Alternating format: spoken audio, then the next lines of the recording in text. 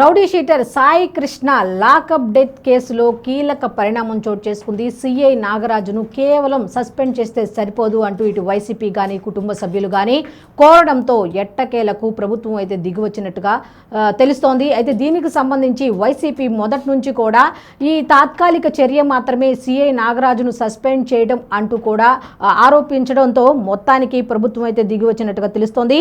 Sai Krishna lockup death కేసులో కీలక పరిణామంగా చెప్పవచ్చు. సిఐ నాగరాజు అరెస్టుకు అయితే రంగం సిద్ధం చేసినట్టుగా తెలుస్తోంది.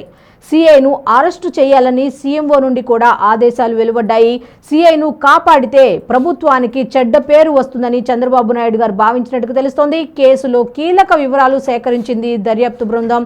అయితే స్టేషన్లో సీసీ ఫుటేజీ సేకరణ, అలాగే కృష్ణలంక స్వర్గపురిలో సీసీ ఫుటేజీలను కూడా పరిశీలించినట్టుగా తెలుస్తోంది.